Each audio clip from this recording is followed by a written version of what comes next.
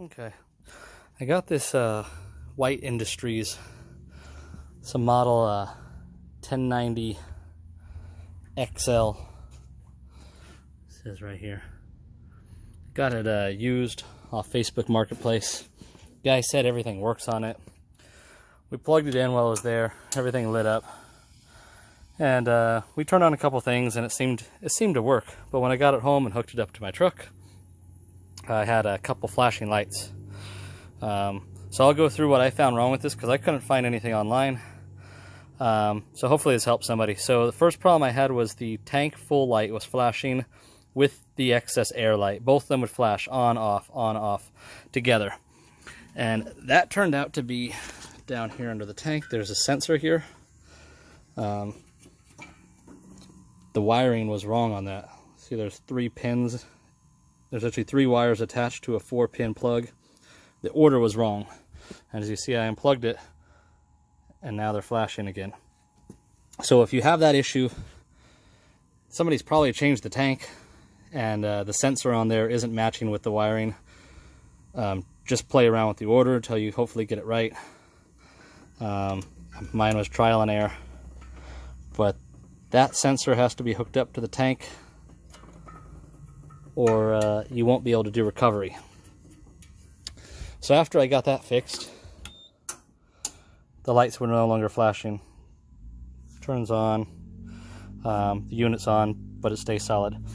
The second issue I had was when I tried to do evacuate, it wasn't pulling a vacuum. Well, on the back of the machine in here is the vacuum pump and electric motor. I've already closed it up so you can't see it, but it's going to be similar to this. Electric motor, vacuum pump. And there's a coupler that joins this shaft to this shaft. It's a little rubber boot, and that had broken. And then the vacuum pump was also completely seized up. So I rebuilt the vacuum pump and replaced that coupler, and that worked fine. So that was one issue solved. Then the next issue I had was the machine would not go into recovery and it wouldn't charge. There was no change on the gauges. I hooked it up to the truck. It was reading 45, 50 psi. It wouldn't drop when I tried to do recovery. It wouldn't go up when I tried to charge. Just nothing would move. You could hear the compressor running, but nothing would work. So I started testing all these solenoids. These are 120 volts across here, right? This is your common, your neutral, and 120 volts on all of these.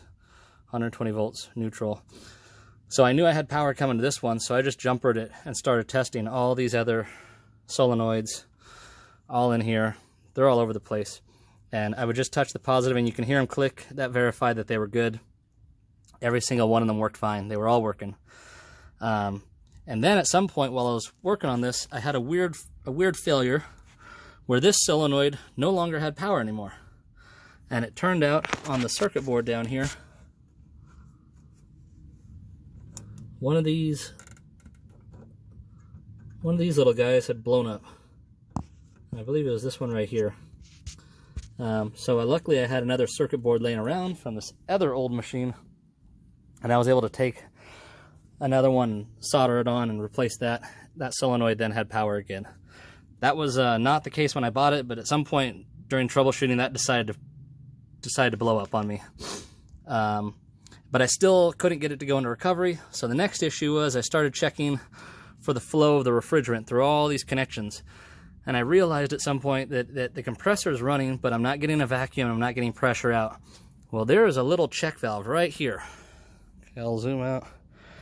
If you take this off, there's a little check valve right here. And the whole time that was stuck. I spent days out here troubleshooting, working on this.